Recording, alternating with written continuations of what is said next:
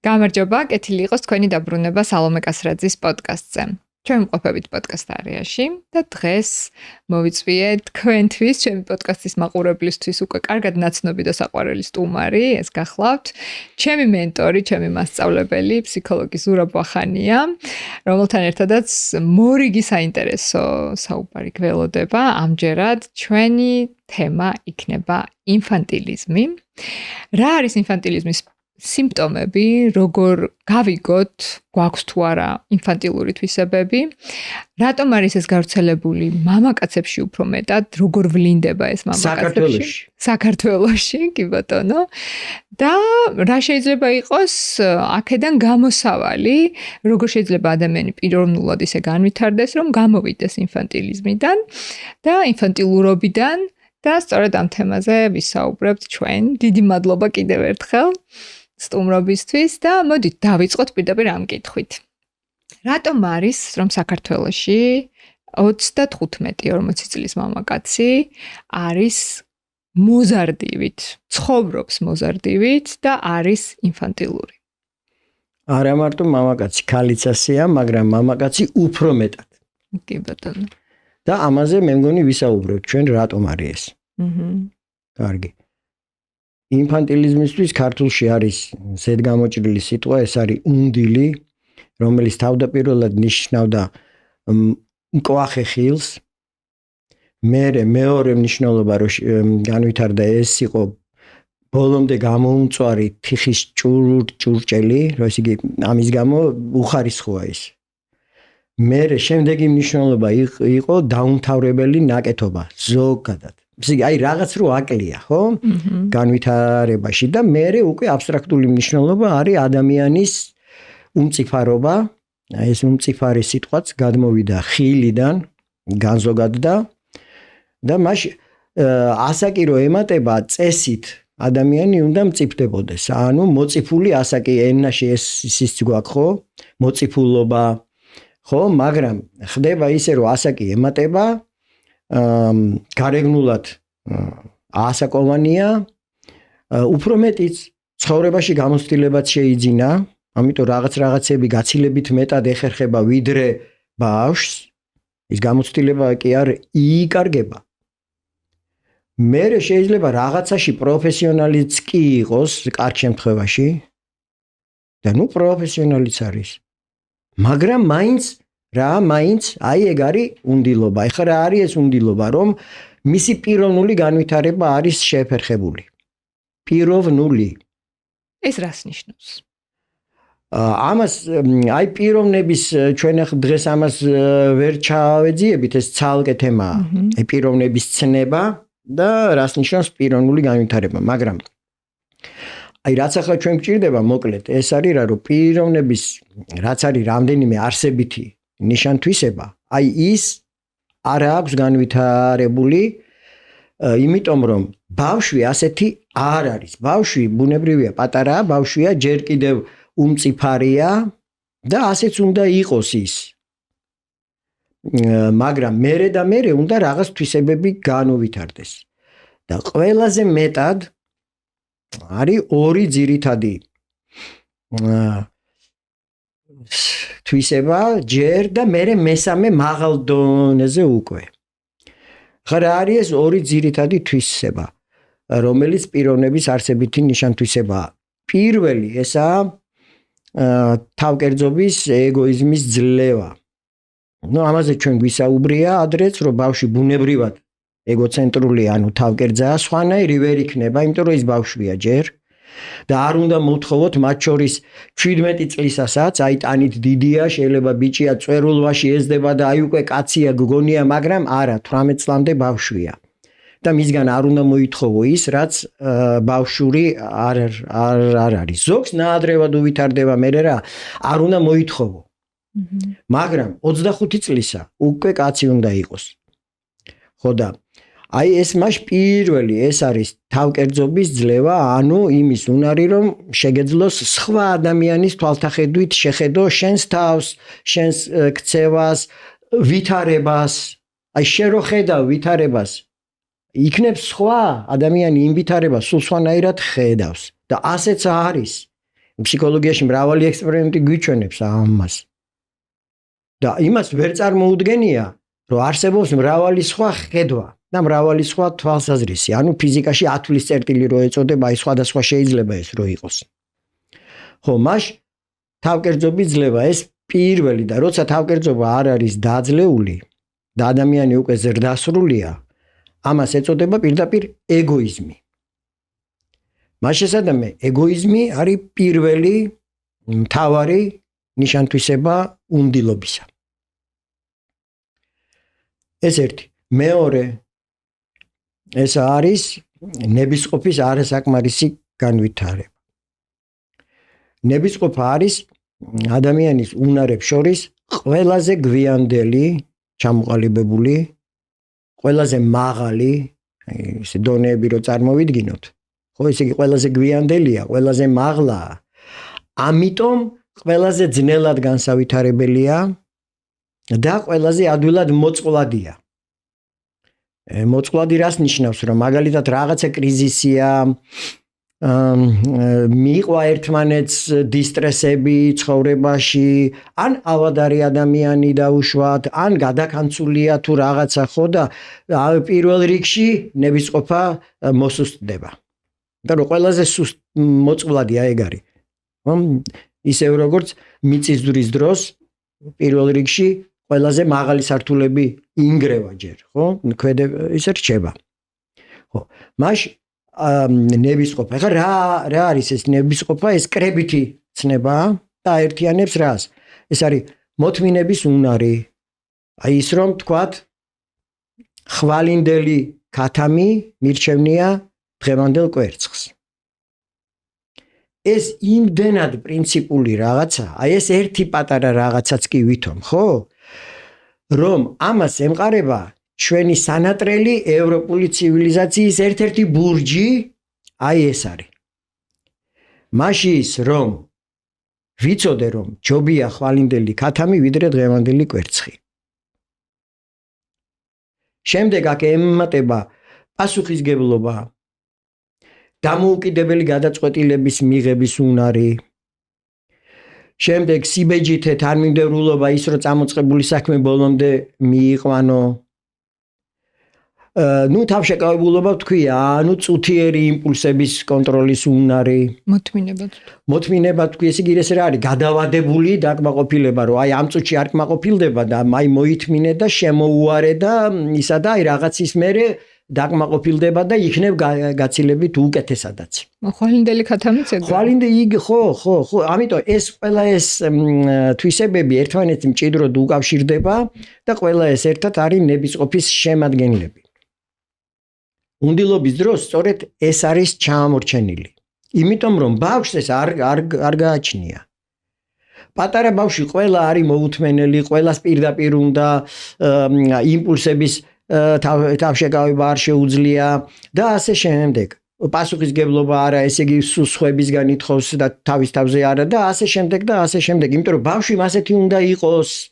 და შეიძლება ამაზე პირველი შეცდომა აღზრდელობითი არის რომ ბავშვისგან ითხოვენ იმას, რაც არ აქვს 35 წლის მუტრუქს.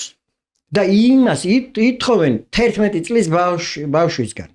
აი ესეთ შეგნებას რომ ნუ თუ არ უნდა ეს მოდეს და როგორ არის რაღაცა და ეს ფრაზები.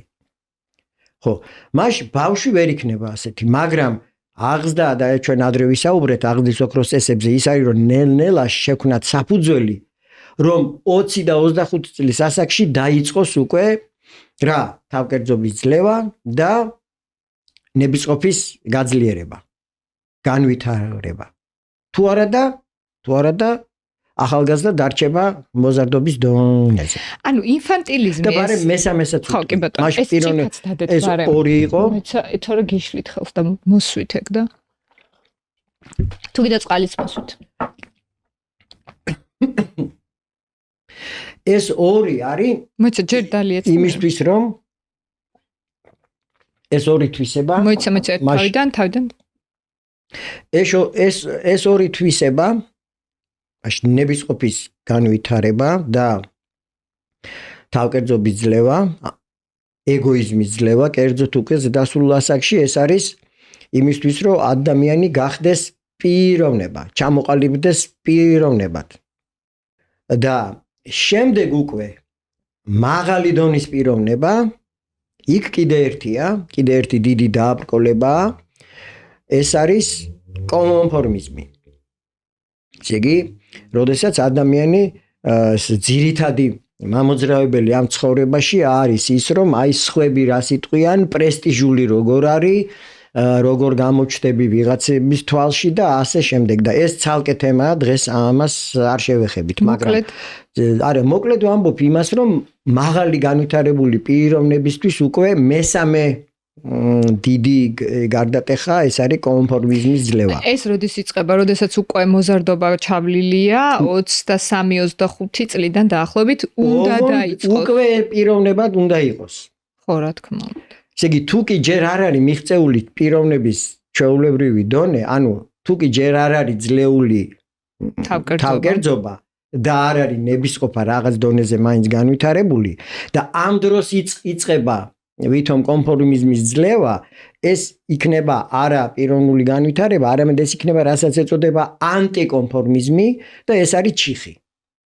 ესე იგი, ანტიკონფორმიზმი ძალიან მარტივად ვთქვათ, ეს არის ის, რომ ყოველთვის სხვისი საპირისპირო უნდა თქვას და ესეც არის მოზარდობის, ესე იგი, ესეც მოზარდისთვისებაა, რომ გინდა თუ არა ჯინაზე საპირისპირო უნდა თქვას და ვითომ ამითი თავს იმკვიდრებს და მე ამას პირდაპირ მოხვება კანონზომიერად ეპატაჟი და ნუ აი რაც ხდება ყოველდღიურად ჩვენს ეგ სხვა თემაა მოკლედ. ანუ კონფორმისტისთვისაც და ანტიკონფორმისტისთვისაც მთავარი არის ხალხი რა. ხალხი, დიახ. ანუ ის იქცევა ხალხისზე გამიზნული. პირველ შემთხვევაში ხალხს როგორც მოსწონს ისე, მეორე შემთხვევაში პირიქით, მაგრამ ათვლის წერტილი ხალხია. ხო, ნუ იქ კიდე არის ჯგუფები, რომელ ჯგუფს მოსწონს, რომელს არ, ნუ ეგ რთული თემა, ეგ ცალკე საუბრო საკითხია. მაგრამ ჯერ უნდა გახდეს პიროვნება, ანუ ჯერ უნდა დააძლიოს თავკერძობა და რაღაც დონეზე ნებისყოფა კონდეს განვითარებული. და ამას ძალიან უშლის ხელს მცდარი აღზრდა, აი ჩვენ ადრე ვისაუბრეთ აღზრდის ოქროს წესებზე და როდესაც ეს აღზრდის ოქროს წესები დაირღვევა, ეს უკვალოდ კი არ ჩაივლის.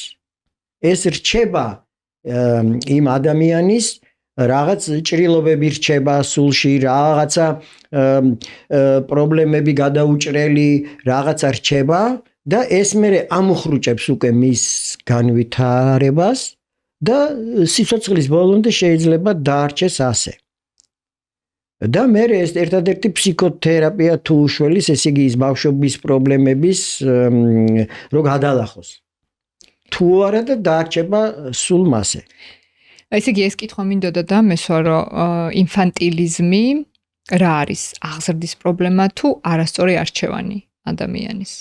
აღზრდის, ძირითადად აღზრდის პრობლემა არის.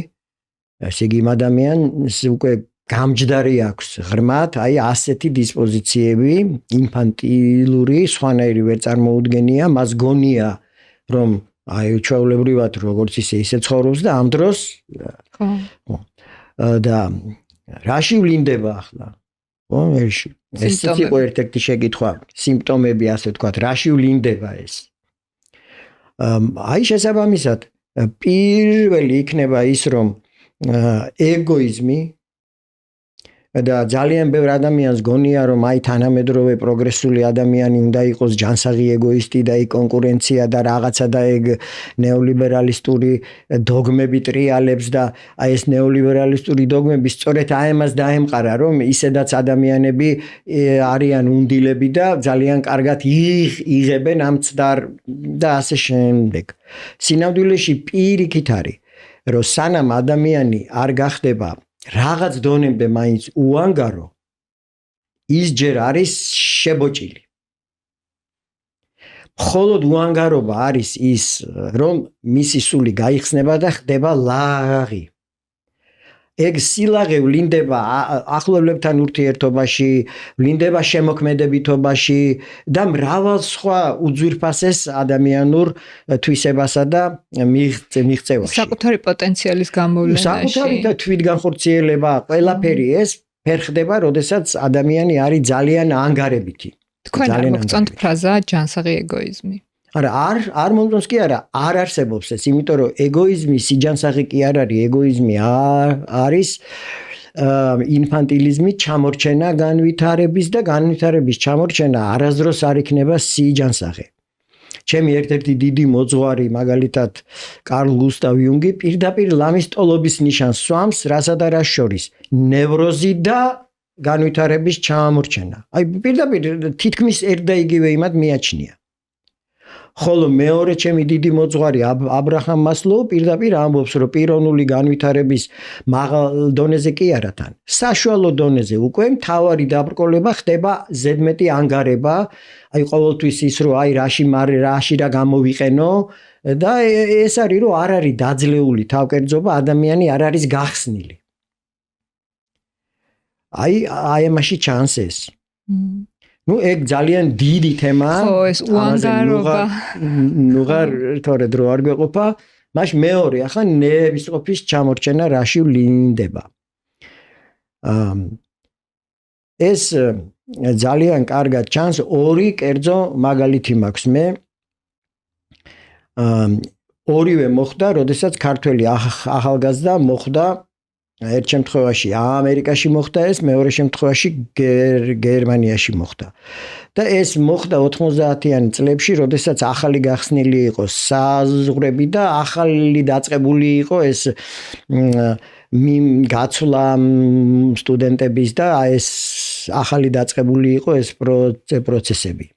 მაშ პირველი შემთხვევა ამერიკის კოლეჯში სწავლობს ეს ქართველი ახალგაზრდა, ნუ კარგად სწავლობს, კარგი ნიშნები აქვს ისა და მერე ლაპარაკია უმაღლესში მისაღებ გამოცდებზე და აღმოჩნდა, რომ იქ დისტანციურად აბარებენ, აი სადაც სურდა ჩაბარება, მას მისაღებ გამოცდებს და ეს ქართველი ახალგაზრდა იქაურ მასმინძელ ოჯახში იქაც ახალგაზრდაა და საუბრობენ ერთმანეთში და მას ქართველს გაუკვირდა რომ ეს როგორ დისტანციურათო მაშინო მოიყვანეო ვიღაც მწოდნეო გიკარნახოსო იმანო პასუხებიო და ეს რა გამოცდებიაო.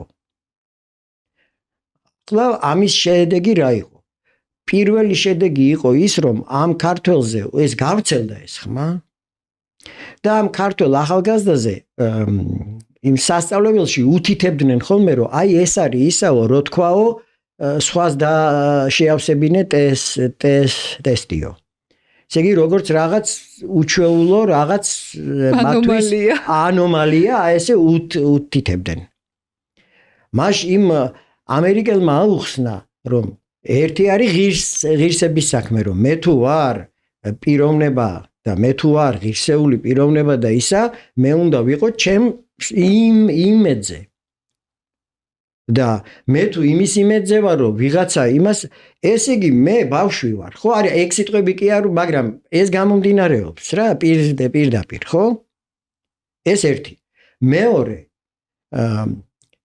ეს ტესტიო არის იმისთვის, რომ აი ძალიან ისე რა, ის ზრდასრული ადამიანის მსჯელობა რა არის, რომ ეს ტესტი არის იმისთვის, რომ მე ვნახო რამდენად მზად ვარ X სწავლისათვის. თუ მე ეს ტესტი ვერ გადავლახე, ესე იგი მე არ ყოფილვარ ჯერ მზად. ან შეუფერებელია ჩემთვის, ან იქნებ ერთი წელი მჭირდება კიდე მოიმზადო, მოკლედ ამ წუთში არ არის საჭირო ჩემი X სწავლა. ხო და რატომ მოვეპოტინო იმას? ესე იგი ფინანსურად წამგებიანია, დრო დამეხარჯება, წლები ტყილა ფუჭად ისა და რა თმინდა ეს? ესე იგი თავი მოვატყუო? აი ხო ხედავ, როგორ მსჯელობს ზრდასრული ადამიანი. მაგრამ ეს ქართველი უკვე გააფუჭა ამ ჩვენმა საშინელმა სკოლამ, სადაც სკოლაში იმას მოტყუების და ქურდობის მეტი არაფერი უსწავლია და აგერა ხოდა. მაგრამ ის დარჩა უკვე რაში, რომ აი ეს ბავშვური ცუღლუტობით უნდა რომ მოხდეს უმაღლესში, მერე იქ სამსახური იშოვოს, მერე იმ სამსახურში დაწინაურდეს, ისევ აი ყველგან ეს ცუღლუტური გაძრომ გაიძვერობა და რაღაც აი ესეთი ისა. და არა ის რომ მე ვარ ღირსეული პიროვნება და ჩემი ძალით და ჩემი რწმენით და ჩემი იმითი რაღაცას მივახციო. ხო და ამ ცუღლუტური ქცევის мотиваცია რა არის? ნუ ბავში რა რომ მინდა რაღაცა და აი როგორ მოვიპოვო ეს ბავში. ესე იგი იმაზე კი არ ფიქრობს რომ მე განვითარდე, მოვემზადო, მოვიპოვო, არა, აი რაღაც ხრიკებით ადვილად მიწვდეს. აი როგორც მოიქცეოდა 8 წლის ბავში რომ რაღაც საასურველი რაღაცაა და როგორღაც ჩაიგდოს ის ხელში. ახლა მეორე მაგალითი კიდე უფრო პირდაპირ აი რო გვიჩვენებს. ასევე ქართველი ახალგაზრდა გერმანიაშია და ცხოვრობს იქ. იქაურ ახალგაზრდასთან სტუდენტები არიან და ჩვეულებრივი სტუდენტური ცხოვრობით ცხოვრობენ. მას პირველი რაც გაუკვირდა ძალიან და დღესაც იგივე გრძელდება ამასწინათ Facebook-ზეც იყო აი ესეთივე ტექსტი, მასში იგივე დაემთხვა გერმანიაში მას რა რომ ძალიან უკვირს ამ ქართველს რომ როგორ ხდება რომ ასე ცხოვრობენ იქაური სტუდენტები. რომ ესე იგი მაგალითი აი ძალიან მკვეთრი განსხვავება რომ ცუდ ტონად მიაჩნიათ რომ რაღაც ძვირიანი ტანსაცმელი აცვია და პირიქით კარგ ტონად და ჭკვიანურ საქციელად მიაჩნიათ რომ უახერხებს რაღაცას იაფად რო იყიდის და აი ეს რო აცვია. მერე არ უყურებენ იმას რომ ეს მისი ჩაცმულობა პრესტიჟულია თუ არა რა და აი ძალიან უხეშად და გლეხურად რო თქვა ფეხებზე კიდია რა. აი მე ეს ჩავიცვი და აი სულ ფეხებზე მკიდია ვინ როგორ შეხედავს ამას. ამ დროს ქართველი არის შებოჭილი. აი პირდაპირ ისია ყოველ წუთში ესე იგი თავისთავი გონია სცენაზე და ყველა აი პროჟექტორებია თითქოს მისკენ მიმართული აი ყველა მას ათვალიერებს და ყველა მას აკრიტიკებს და აბა ეს პერანგი როგორი ფირმის აცვია და ის როგორი და რაღაცა. მას ეს არის უკვე უზარმაზარი განსხვავება, მას აქ ლაპარაკია სტუდენტზე სადღაც 22 წლის ეს არ არის ჯერ 22 წლის ასაკში უკვე იჩენს ეს თავს და მით უმეტეს ეს რო რჩება 40 წლის ასაკში, ნუ ეს უკვე მთლად ის არის რა. კარგი. ეს ახლა შემდეგ იმავე გერმანიაში რა მოხდა მერე. ქართველმა გაიგო რომ ის მისი მეგობარი გერმანელის მამა ყოფილა რამდენიმე დიდი ქარხნის მფლობელი ათეული მილიონების პატრონი. და ეკითხება ამ გერმანელს რომ კაცო მამა შენი ვინ ყოფილაო აქამდე არ ვიცოდიო და შენო დილითო 7 საათზე რო დგებიო და მერეო უნივერსიტეტის მერეო რო სამუშაოდ მიდიხარო ხო და ესო როგორო ესე იგი გაოცებულია ეს ქართველი რა მოყვა ამას გერმანელმა ეს მიიღო როგორც შეურაცხყოფა პირდაპირ შეურაცხყოფა ეწყინა ძალიან ისე უხეშად გლეხურად რო თქვა მე რა დებილი ვარო ესე იგი ასეთ რამეს რომ მეუბნებიო ესე იგი შენ მე მაფასებ რომ დებილი ვარო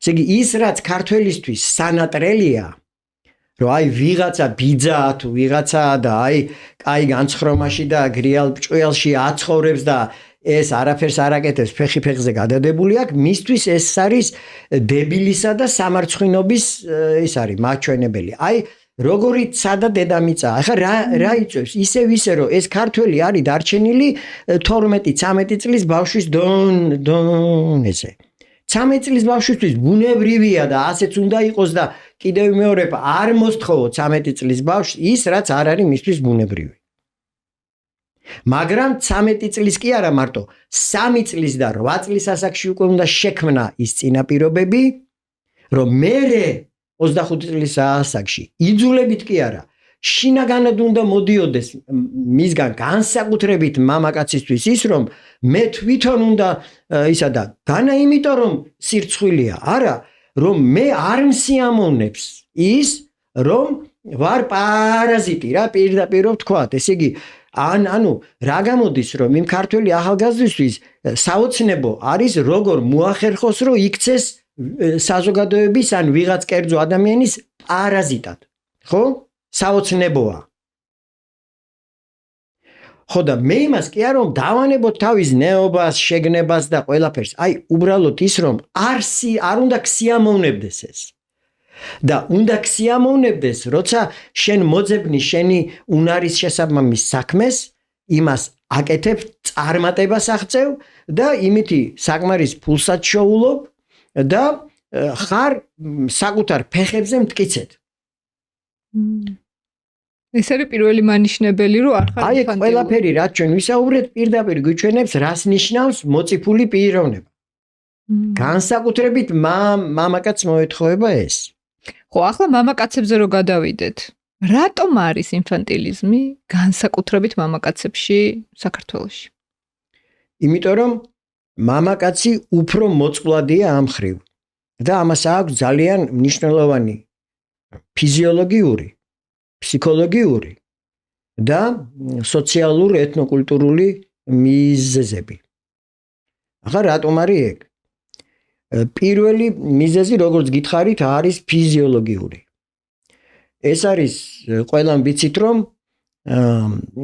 გოგონების სქესობრივი მომწიფება და გარდატეხის ასაკი იწყება დაახლოებით საშუალო წელიწადნახევრით უფრო ადრე, ვიდრე ვაჟებისა. და ეს ჩვენ თუ არ გაავითვალისწინეთ ოჯახშიც და სკოლაშიც და ყველგან, უკვე ეს ერთია საკმარისი, რომ მოხდეს დიდი რაღაც შეუსაბამობა კი არა მარტო, რომ დაიჩაგროს ვაჟი. აი როგორ უნდა მოხდეს გათვალისწინება? და როგორ და უნდა ვიცოდეთ, რომ ასია და შესაბამისად უნდა შეიცვალოს აღზრდა, განათლება, ყველაფერი. მოთხოვნები. ყველაფერი, იმიტომ რომ აი ხელ რა გამოდის, რომ ესე იგი კიდე მეორე ამბავი ემატება ამას, უკვე წმინდად ფსიქოლოგიური, რომ ქალის აზროვნება არის გაცილებით ძლიერი ენობრივ უნარიანობაში. ვიდრე მამაკაცისა. და სკოლაში წარმატების მისაღწევად 90%-ში გადამწყვეტია ენობრივი უნარიანობა. კერძოდ რა, რომ წაიკითხო რაღაც ტექსტი, თქვათ, მოусმინო მასწავლებელს და აზრი გამოიტანო. შენი პასუხი ჩამოაყალიბო, როგორც ზეპირად, აი რო კითხავს მასწავლებელი და კარგად გასცე პასუხი. ან წერილობით, როდესაც რაღაც შემაჯამებელი ის არის წერა, ან გამოცდა, ესე იგი ისევ სიტყვები სულ ხო? მერე როგორ უპასუხო, აი როცა თქვათ პრეზენტაციას აკეთებ თუ გააკვეთილ სხვები თუ რა, ესე იგი ენობრივი უნარები ქმნის, ნუ რა ვიცი, 80-90% ამაზეა წარმატება დამოკიდებული. ახლა როდესაც კიდე წელიწადნახევრით მომწიფება უსწრებს წინ და ამ მომწიფებაზე პირდაპირ მიბმულია ნებისყოფის განვითარება. ესე იგი, გოგონა წელიწადნახევრით უფრო ადრე აღწევს იმას, რომ მოთმინების უნარი განუვითარდეს, სიბეჯითე განუვითარდეს, საქმის ბოლომდე მიყვანა შეძლოს, მეცადინეობა შეძლოს, კიდე ენობრივი უნარები უწყობს ხელს და ასე შემდეგ. შინაგანათაც გოგონა უფრო მეტად სოციალურია და საზოგადოებრივ მოთხოვნებიც და ოჯახის მოთხოვნებიც უფრო ასეთია. ესე იგი, გოგონას უფრო მეტად მოეთხოვება მოვალეობები, უფრო მეტად და უფრო მეტად ხათრიანია ის შინაგანადაც და ეს ხათრიანობა რას იწვევს და ეს სოციალურობა, რომ უკვე პატარობიდან გოგონა უფრო მეტად ეჩვევა თავისი იმპულსების შეკავებას და პასუხისგებლობის და ეს პასუხისგებლობა რა არის? რომ აი სხვის წინაშე ვარ რაღაცაში პასუხისმგებელი და ანგარიში უნდა გაუწიო. ესე იგი, თავკერძობის ძლევაც უფრო ადრე იწყება და პასუხისგებლობა მერე ნებისყოფა ამ დროს ვარჯიშდება. ესე იგი, როდესაც საკუთარი სურვილების, იმპულსების შეკავებას ნელ-ნელა მეტად და მეტად ახერხებს. ეს მაშ მეორე მიზეზი, რაც ხელს უწყობს იმას, რომ ქალებს უფრო მეტად განუვითარდეს ნებისყოფა. და მესამე მიზეზი ეს არის უკვე საქართველოს სპეციფიკა. ეს ორი მთელ მსოფლიოშია. ხა მესამე, რაც არის საქართველოს სპეციფიკა. აი ეს მეორე მიზეზი გაორმაგებულია, იმიტომ რომ კიდე ოჯახიც ხელს უწყობს ამას. ესე იგი, გოგონას თითქოს სხვანაირი როლი უნდა ჰქონდეს და მოეთხოვება გაცილებით მეტი და ამავდროულად იმავე ოჯახში ვაჟებს რა მეტი გაანებივრება, მეტი გაფუფუნება, ხო და აი ეს კიდე მას საქართველოს სპეციფიკა უკვე, რომელიც ისედაც ამ გენდერულ უთანასწორობას კიდევ უფრო მეტად აძლიერებს. თან სიტყვა უთანასწორობა აქ არ ნიშნავს, რომ მამაკაცები რაღაცით ხელშეწყობა ხდება. პირიქით, აქ უთანასწორობა ნიშნავს იმას, რომ მამაკაცი რაღაცაში უფრო სუსტია და იმის მაგივრად, რომ ეს ანაზღაურდეს, პირიქით ეს კიდევ უფრო ძლიერდება. აი მოწყვლადი რომ არის ნებისყოფის ხრივ ბუნებრივად მამაკაცი, ეს კიდევ უფრო მწვავდება. და ძლიერდება მისი ინფანტილიზმი. ძლიერდება მისი უმწიფარობა, პირველ რიგში იმით, რომ თავკერძობა არ დაიძლია, მეორე იმით, რომ ნებისყოფა არ გაანუვითარდა და ეს არის აბა ძირითადი ორი, რაც მე ვთქვი, პიროვნების ორი ძირითადი, აი ეს იყო, ხო? შეფერხდა ერთიც და შეფერხდა მეორეც. წლებია, რაც ჩემი საქმიანობა წამოვიწყე სოციალურ ქსელში, მხოლოდ ისეთ კომპანიებთან თანამშრომლობ, რომლის მომხმარებელიც ვარ ან ვენდობი. სწორედ ასეთი კომპანიაა იმედიელი. უკვე წლებია ჩემი ჯანმრთელობის დაზღვევას სწორედ იმედიელს ვანდობ. ამ კომპანიას ჩვენთვის განსაკუთრებით კარგი სიახლე აქვს. ინდივიდუალური ჯანმრთელობის დაზღვევა, უნო კომფორტი უკვე გამონაკლისების გარეშეა, რომელთაც სარგებლობა ულიმიტოდ შეგიძლიათ.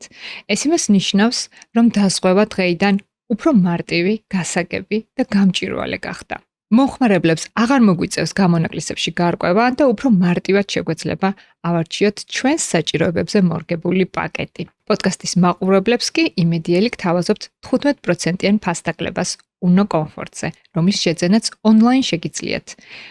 ვებგვერდი და პრომოკოდი ვიდეოს ქვემოთ აღწერილობაში დაგხვდებათ. იმედიელი უკვე 31 წელზე მეტია მომხმარებლებს მათ საჭიროებებზე მორგებულ დაზღვევას თავაზობს და დღეს უკვე 270,000-ზე მეტ დაზღვეულს ემსახურება. იმედიელი ესაა დაზღვევა, რომელსაც ირგებთ. და თქვენ რო ახსენეთ, რომ აი ხა ესეთი ადამიანი 35 წელს გადაცილებული მამაკაცი შეიძლება წარმატებული იყოს თავის საქმეში, საქმეს აგვარებდეს კარგად, თითქოს შესაძლებლობებიც აქვს, მაგრამ აი პიროვნული განვითარება არის შეფერხებული. როგორ უნდა ამოიცნოს ადამიანმა თავის თავში, რომ რაღაცა ისე არ არის, როგორც უნდა იყოს. ჩემი განვითარება შეფერხებულია. აი რაც უკვე ვთქვით, აი ეს არის. იცი ადამიანებს უჭირთ თავის განახვა. არა, ხო, მაგრამ უჭირთ მესმის ძნელია ამის, მაგრამ აი რამდენად შეუძლია სხვებზე ზრუნვა.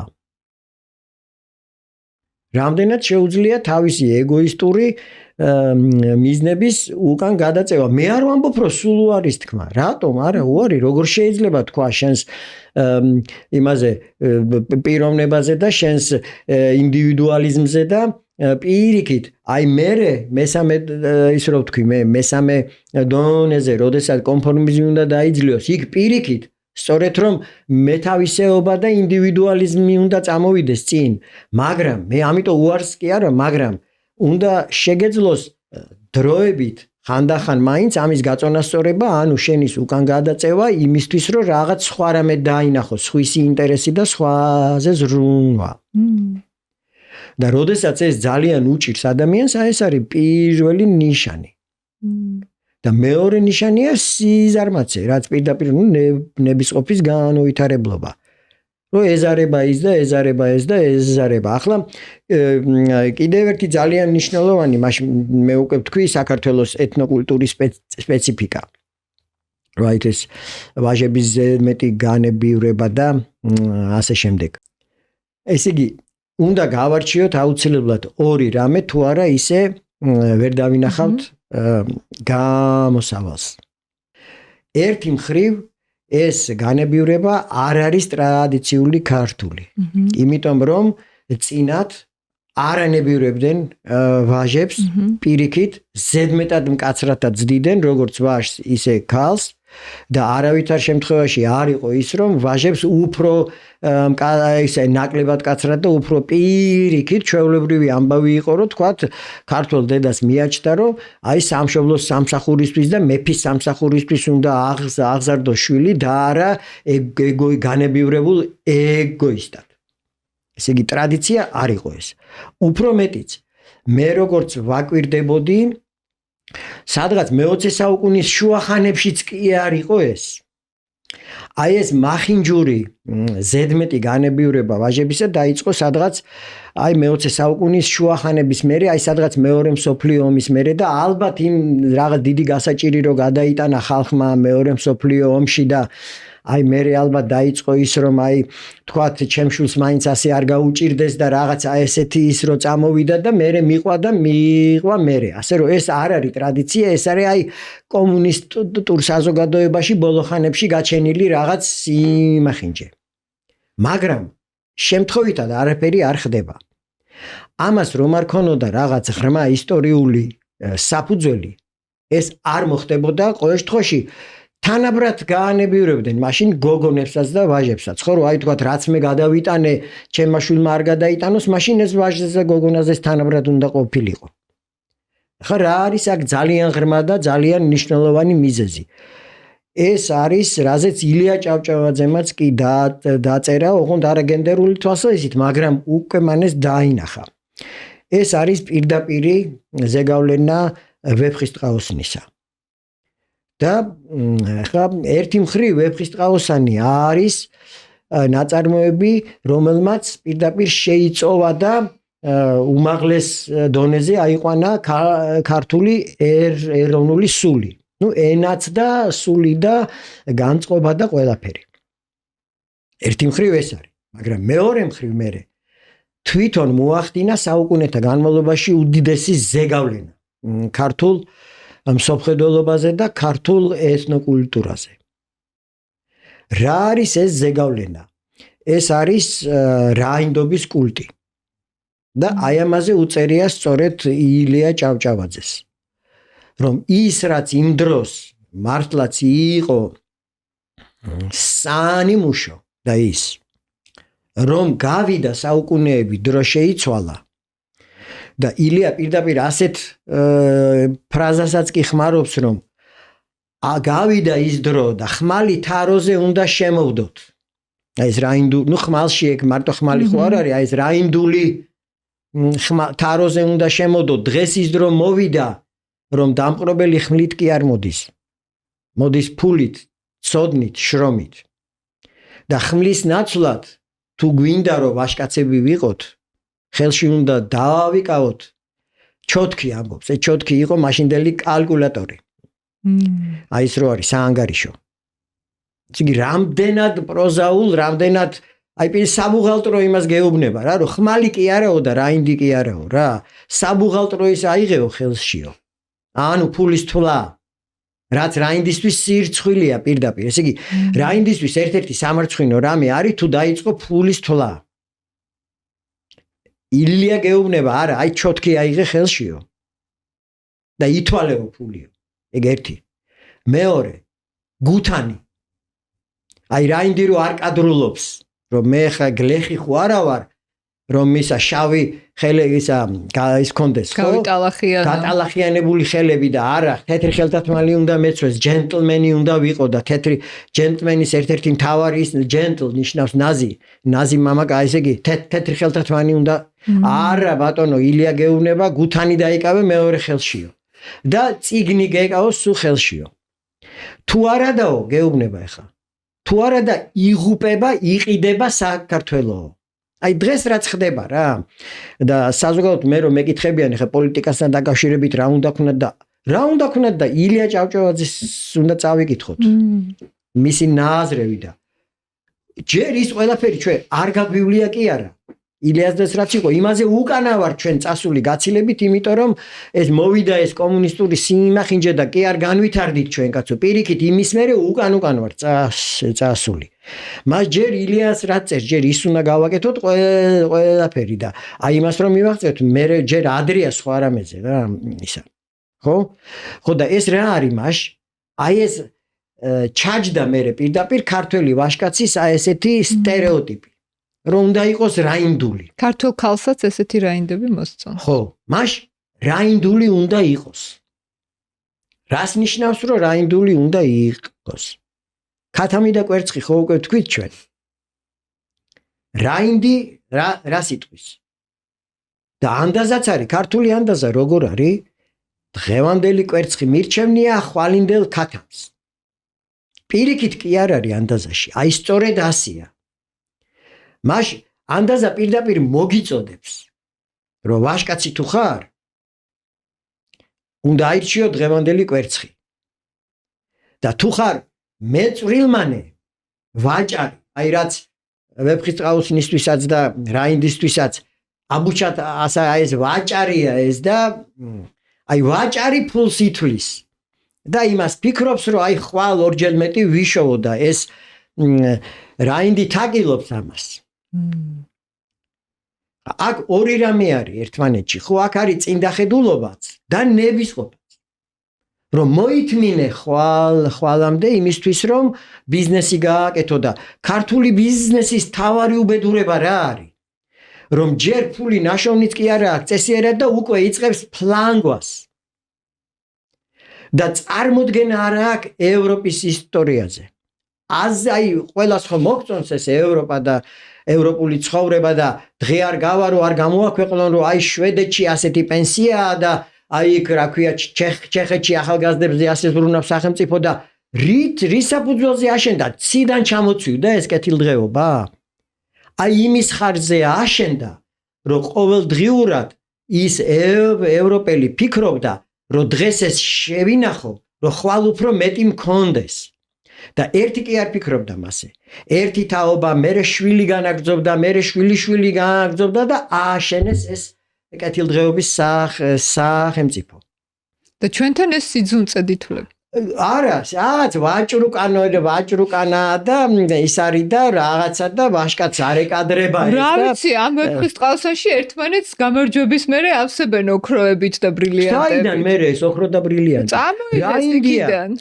არა ის გლეხმა უნდა ეგ არის აი მაშ ბრწყინვალე ნაწარმოები რომელიც გვიჩვენებს ამ ყველაფერს ეს არის დონ კიხოტი არის აი პირდაპირ როგორც ამბობენ ეპოქალური ნაწარმოებია რა ესე იგი დონ კიხოტმა გიჩვენა პირდაპირ რომ აი ერთი დიდი ხანა კაცობრიობისა დასრულდა და იწყება მეორე და ესე იგი განსხვავებით ვეფხისტყაოსნისგან დონ კიხოტში პაროდირებულია ეს რაინდობა და ეხლა ნუ ვიცით ხო ეს ქარის ცისკვილებთან ბრძოლა და რაღაცა და ისა და ეს რა ქვია ეს დულცინეაზე ოცნება და ეს ქალის რა ხო ეს პაროდირებულია ხო მაგრამ როგორი მიმზიდველია ეს დონ კიხოტი იმიტომ რომ როგორც უნდა ისე ცხოვრობს მაგ დონ კიხოტს კიდე იმიტომ არის ეს საოცარი გენიალური ნაწარმოები რომ ამას სულ სხვა კუთხე აქვს და მე-20 საუკუნეში ეგზისტენციალისტებმა დონ კიხოტი მიეჩნიეს როგორც პიროვნების ნიმუში მთლად, მაგრამ ეს სულ სხვა თემაა.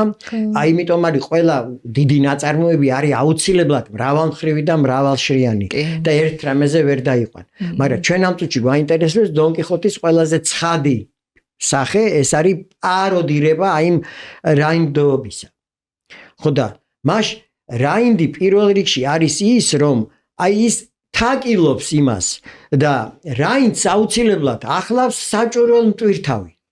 დონ კიხოტი არ არსებობს თუ სანჩო პანსა არ ახლავს მას. და მიწაზე არ დაანარჩხებს. ხო, თანაც ეს სერვანტესმა ეს ყველა გენიალურად პირდაპირ ხატოვნად გიჩვენა თვალით ჩანს მას დონ კიხოტი როგორია ტიპი ხო? მაღალი და აი მინისტრაფის იმისკენ თავისი სხეულით. და სანჩო როგორია დაბალი მრგვალი. რაღაცა. ხო.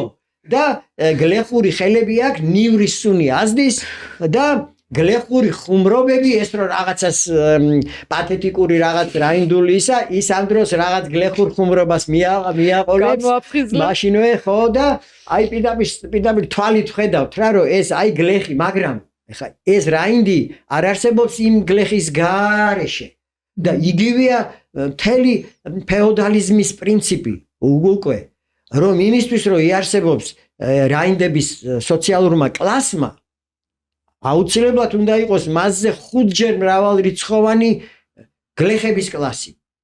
ის გლეხი უნდა შრომობდეს და აცხოვრებდეს რაინდს.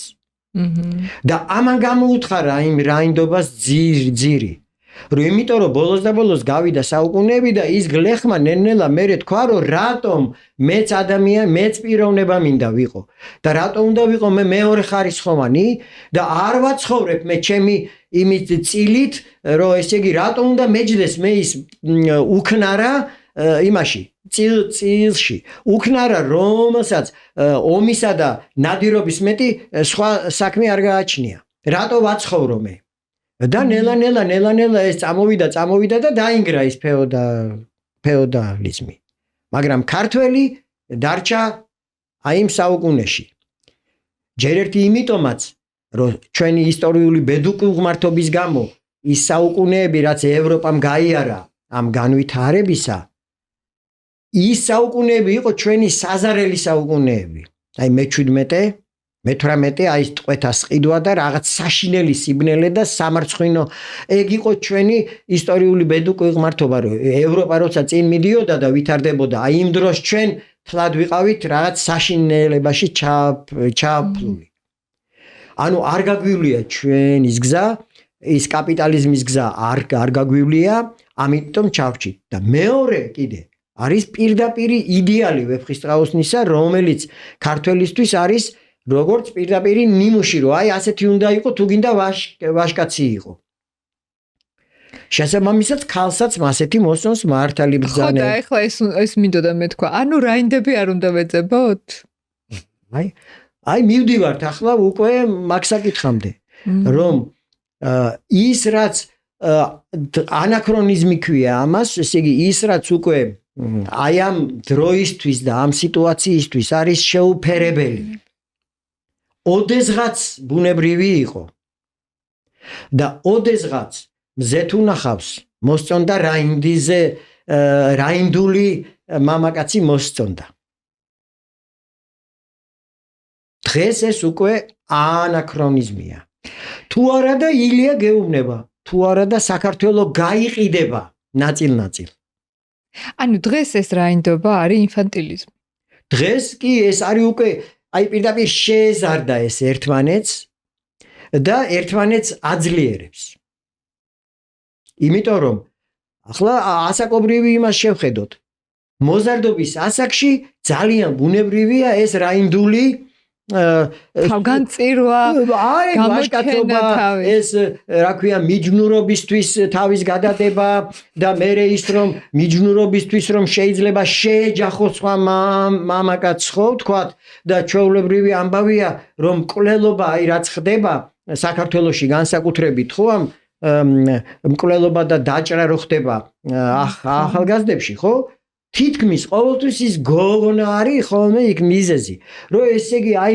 გოგონას გამო უნდა მოხდეს შეჯახება ჭუბი აი ესა რომ რაინდი უნდა იბრძოლოს ხმლით ის რაინდმა და ასე შემდეგ ხო და შესაბამისად გოგონებსაც ასეთი ვაჟკაცები მოსწონთ კიდევ მეორე მოზარდობის ასაკში ბუნებრივია ეს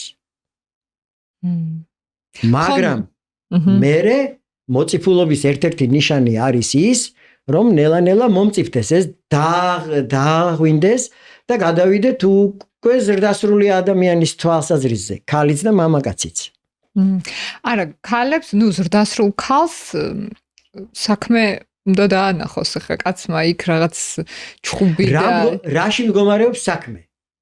ხო, აი ეს სიტყვები რომ თინი რო ეუბნება ავთანდილს რომ აჩვენე მიჯნურსო საქმენი საგმირონია ხო და აი რაში მდგომარეობს კერძოდ ეს საგმირო საქმე რაინდის მოღვაწეობაში თუ ყოველდღიური მუშაკის აი ეს არის სწორედ ის განსხვავება ნამდვილად ეგ არის ის განსხვავება და არ ვიცი ხა ჩემთვის საქმე ეგ არის რომ სწორედ გათვალისწინება შენი თავი რო გაქვს ეპიცენტრში დაყენებული რა ვიცი ქალმაც ეგრე უნდა გააკეთოს და კაცმაც ურთიერთობაში ხო ზრუნვა ორივე მხრიდან და არა ეს რაღაცა სიტყვიერად რომ აი მე ამას გავაკეთებ იმას გავაკეთებ და ასე შემდეგ ზრუნვა რაზე ერთი მხრივ ზრუნვა სხვა ადამიანზე და მერე ზრუნვა სამშობლოზე.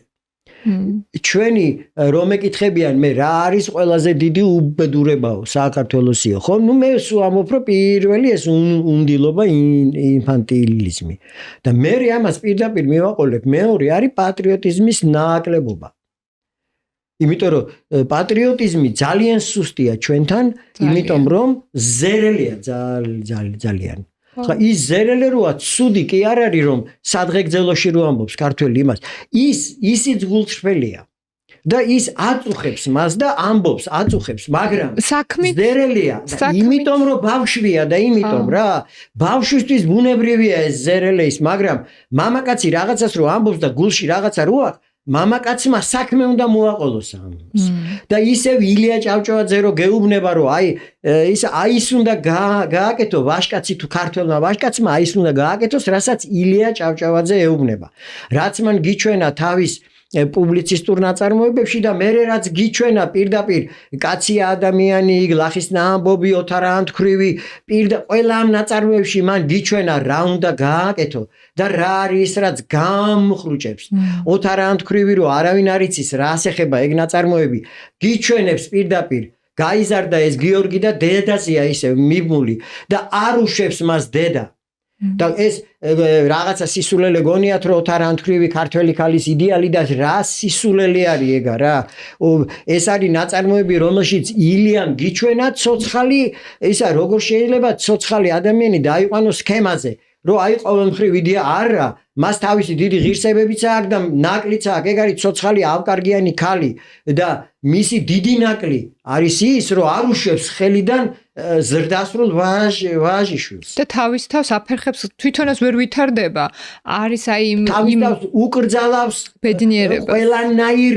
ოდნავ რაღაც სამიჯნურო ეროტიკულ იმას და რა დააშავა იმ სოსია მეწისქვილემ რას კრავს ციხლს რატომ კრავს ციხლს დააშავა რა მე და რაღაცა უნდა იყოს და ღირსება ის რომ ბოლომდე უნდა იყოს ქრის ხსოვნის ერთგული და რაღაც ეს სტერეოტიპული დოგმები და თავის გაიუბედურა და შვილიც დააღუპა აი თვითონ რომ ვერ მიიღო ის რაც უნდა მიიღო აი ის მე ჩაბღაუჭებულია შვილზე აი რაც მკითხე სუთა დასაწყისში შენ აი გიჩვენა ეს ილია მე-19 საუკუნეში გიჩვენა უკვე რომ მიუხედავად იმისა რომ ოთარ ანთქვრივი ეგზომ დადებითი პიროვნებაა რაღაც თვალსაზრისით ხო მრავალი თვალსაზრისით აი მაინც რა უბედურებამდე მიდის და საზოგადოდ იმისთვის რომ ნაწარმოები ღრმად გავიგოთ საიდან იწყება კარგი ნაწარმოები თუ არის მისი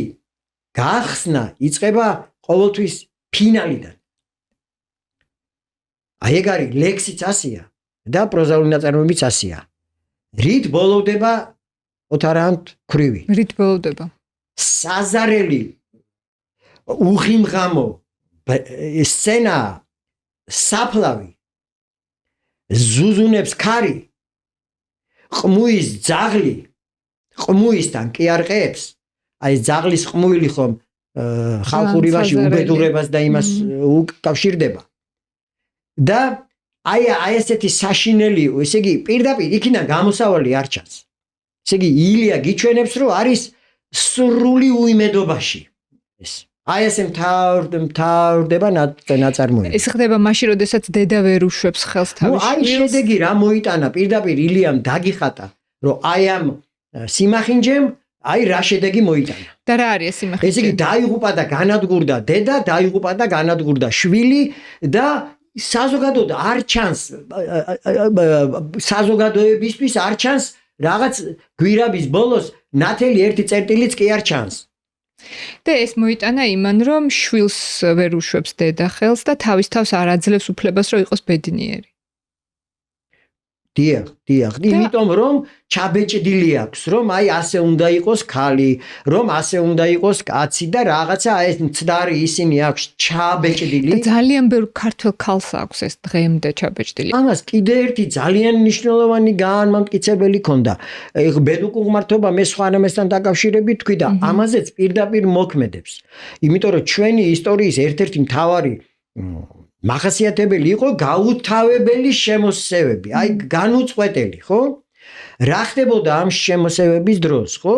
რომ ჩვენ ვიცით უდიდესი იმპერიები და ის ძლევამოსილი ერები რომ გაქრნენ არ არსებობენ ხო და რამდენიმეა სულ გადარჩენილი ნუ სომხები მათ შორის თქვათ ისინი ბერძნები რაღაც რამდენიმეა სულ გადარჩენილი სხვები გაქრნენ რატომ იმიტომ რომ ისინი ბიოლოგიურად მოხდა მათი ასიმილაცია და ესე იგი ერის გადარჩენის აუცილებელი პირობა იყო ის რომ არ უნდა მომხდარიყო ბიოლოგიური შეჯვარება.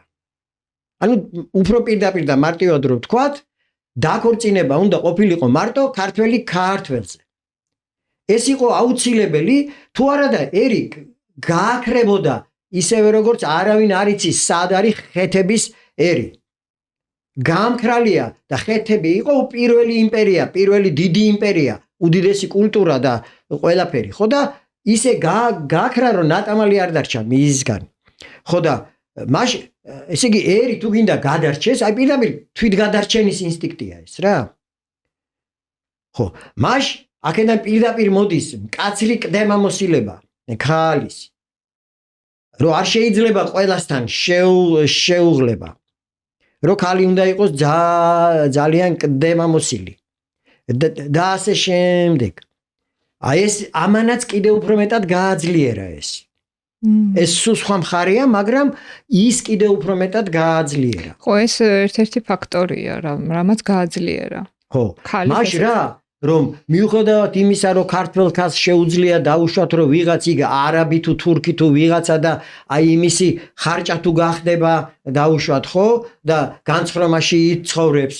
არა და აი ბაშიაჩუკში ხო გვიჩვენა აკაკი მე საოცრად კარგად გვიჩვენა მხატვრულად ხო რომ არა უფსკრულში გადაიჩეხება არა იმ ურჯულოს ხარჭა არ უნდა გახდეს მით უმეტეს რომ იქ ხარჭობაც კი არისო იქ მართლა უყვარდა და რამე იყოს ცოლად წაიყვანდა მაგრამ არა ურჯულო არა არ შეიძლება ხო და აქ მე ამას კი არ ვამბობ რომ ეს ცუდი იყო თუ კარგი იყო მე ვამბობ რომ ეს არის ასე რაღაც მხრივ კარგი იყო და თუ ეს რო არ ყოფილიყო ჩვენი ერი დღეს არ იარსებებდა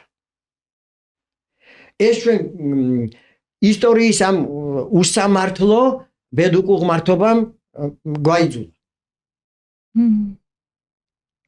მაგრამ ამის ერთ-ერთი შედეგია ესეც არის ხო, მე არ ვიცი ხა ეგ ცალკე თემა ეს ერის ერთმანეთში ანუ რო არ არის მიღებული სხვა ეროვნებასთან გასაგებია უბრალოდ ხა ქართველ ქალს რა ვიცი რიგით ქართველ ქალს რო კითხოთ ქართველი კაცები არ მოსწონთ არც მათი განვითარება არც მათი საქმეში წარმატება არც მათი მეოჯახეობა არაფერი არ მოსწონს ქართველი ქალი დღეს ძალიან დიდი განსაცდელის წინაშეა. ხო, იმიტომ რომ უკიდურესობამდე მივიდა ქართველი მამაკაცის უნდილობა. რატომ მივიდა უკიდურესობამდე? ეს მოიტანა აი იმ უბედურებებმა რამც საქართველოს ისტორიული ბედუკუღმართობაზე ვამბობდი და ყველაზე დიდი ბედუკუღმართობა მოხდა 90-იან წლებში და იმის მერე რაც ხდებოდა. ეს იყო პირდაპირი ისეთი ზემოქმედება, რასაც ეწოდება შოკი. შოკი და პირდაპირ ეკონომიკაში მასე უწოდებდნენ კიდევაც შოკური თერაპიაო, ასე უწოდებდნენ შოკური რეფორმებიო, ეგ არის სისულელეა, რომ ესე იგი რომ ვითომ თერაპია ხდება ვითომ ამითი და ეს ტყუილია, ხა ეგ სხვა თემაა, მაგრამ ამ შოკმა გამოიწვია ის, რომ დღესაც შოკშია სინამდვილეში ჩვენი ერი. იმ შოკიდან კი არ გამოსულა ჩვენი ერი. დარჩა იმ შოკში. ამ შოკს დაემატა მერე ნაცების დროს რო იყო შოკი, რომ საშინელის ციხის კადრები და როგორი თრგუნვა, ესე იგი, კი არ გამოვიდა. იმ შოკს კიდე სხვა დაემატა და კიდე მერე სხვა დაემატა და დღეს კიდე ქუჩებში რაც ხდება და ეს ეგ შოკი ემატება და ემატება ერთმანეთს. ახლა რა გამოიწვია ამ შოკმა? უკვე ადამიანი აღარ არის ნორმალური. ესე იგი შოკი თერაპიის გზა კი არ არის. პირიქით თერაპია, ყველანაირი თერაპია იწყება იმით, რომ ადამიანი უნდა დაამშვიდო და დაუყვავო. ესე იგი ძალიან მრავალი სხვადასხვა მიმდინარეობა არსებობს ფსიქოთერაპიაში და ერთმანეთს ეკამათებიან და რაღაცა, მაგრამ ის რომ პირველი პირობა არის რომ ფსიქოთერაპიის დროს კლიენტმა თავი უნდა იგზნოს დაცულად, შვიდად და უნდა მას დაუყვავო გულთბილად. ეს არის საყოველთაო აუცილებლობა. და ჩვენთან მთელი საზოგადოება არის ესეთ არანორმალურ მდგომარეობაში. და რაკი მამაკაცი ისედაც უფრო მეტად მოწყვლადია, ამიტომ უფრო მეტად განადგურდა მამაკაცი. აი ამ ყველაფრის გამო. რა დაემატა ამას, რასაც პირდაპირ ჩაებღაუჭნენ ეს მამაკაცები, იმიტომ რომ ადამიანს ხო აქვს მოთხოვნილება რაციონალიზაციის. ესე იგი ის რომ თავის თავს დაუმტკიცოს და ნუ სხვებსაც აჩვენოს რა, რომ აი მთლადმასე არ არის და რაღაცა და ესე, ხო? თავის მართვა. ახლა რა არის საუკეთესო რაციონალიზაცია, რა მისცა? ეს მისცა პირდაპირ ნეოლიბერალისტურმა პროპაგანდამ, აი პირდაპირ ჩააფრინდა ამას ეს ქართველი მამაკაცი განსაკუთრებით, რა, რომ თურმე ეგოიზმი კარგი ყოფილა, რომ თურმე ესა, რომ არ უნდა იზრუნოს სხვაზე და ფეხებზე დაიკიდე ყველაფერი და რაღაცა ესეთი ისა და პირდაპირ აი მიართვეს რა პირდაპირ რაციონალიზაციის ის რომ აი ასეც უნდა იყო და მორჭა ისქენი რა წამოწექი რა და ესა აშენდება. ხო როგორც სულხან საბას გენიალური იგავარაკია სოფლის მაშენებლები რომ მე ვიყივლებ შენ იყეფებ და სოფელი აშენდებაო. არ ვიცი, რითი დავასრულოთ, დასკვნა რა იყოს დღევანდელი ჩვენი საუბრის. რაღაც ძალიან საინტერესო ისეთი საუბარი გამოვიდა დამაფიქრებელი. თან მე ხა ჩაფიქრებული და ცოტა დანაღულიანებული ვარ. და მაინც ოპტიმისტური დასასრული რო კონდეს. როგორც ცალკეული ადამიანის ბედნიერება, ისე ოჯახის კეთილდღეობა და ისე მთელი საქართველოს გადარჩენის, ჯერ დაწინაურებაზე ლაპარაკი ადრეა, ჯერ გადარჩენაზე ვარ ჩვენ. ეს სამივე დამოკიდებულია ერთ და იმავე რაღაცაზე, რომ უნდა დავძლიოთ უნდილობა. ანუ ინფანტილიზმი. დიახ. უამისოდ არც ცალკეული ადამიანი იქნება ბედნიერი, არც ოჯახში იქნება კარგად საქმე და ვერც საქართველო ვერ გადარჩება. ამისთვის საჭიროა ფსიქოლოგია. რა ვქნათ? ამას ვერ გავექცევით. წინათ არ იყო ფსიქოლოგია აუცილებელი, იმიტომ რომ რაღაც ტრადიციები იყო, ის მოდიოდა, რაღაცა კარგიც იყო, ცუდიც იყო, მაგრამ როდესაც ტრადიციები მოშლილია, როდესაც არეულდარეულია ყველაფერი, როდესაც მთელი საზოგადოება შოკური მდგომარეობიდან ვერ გამოსულა და მძიმე ნევროზის მდგომარეობაშია, ასეთ დროს უკვე გადამწყვეტი ხდება ფსიქოლოგია. და ფსიქოლოგიამ უნდა იმუშაოს ცალკეული ადამიანის დონეზეც, ოჯახის დონეზეც, განათლების სისტემაშიც და მთელი სახელმწიფოს მართვის დონეზეც. აი ამ შემთხვევაში გამოჩნდება გამოსავალი. ინდივიდუალურ დონეზე ადამიანი, აი თუ ახლა თქვენ თავი ამოიცანით, რომ თქვენ ყოფილ ხართ ინფანტილური, ფსიქოთერაპია ერთადერთი გამოსავალი, ხო? თითქმის ერთადერთი. მაგრამ თერაპევტის შერჩევა არ არის ადვილი.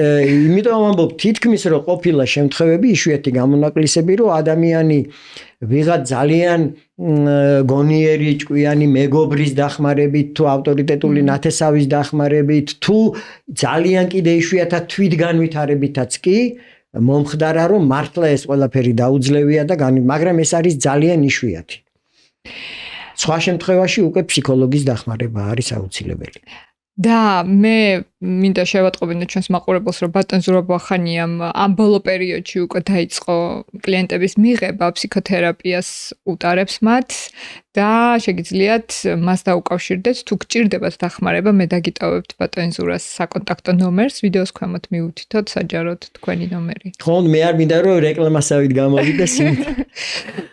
ძალიან მრავალი საქმე მაქვს, მე მრავალი რამით ვარ დაკავებული, ასე რომ მაინდა-მაინც თქვენს რეკლამას მე მივხედო.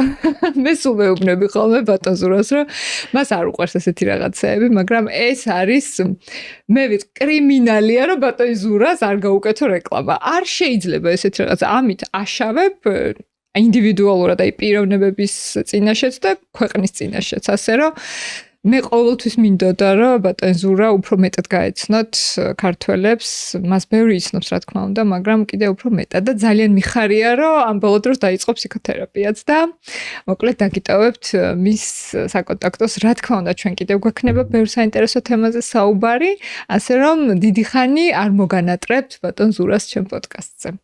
მადლობა ყურადღებისთვის და მე ერთი კვირით გემშვიდობებით.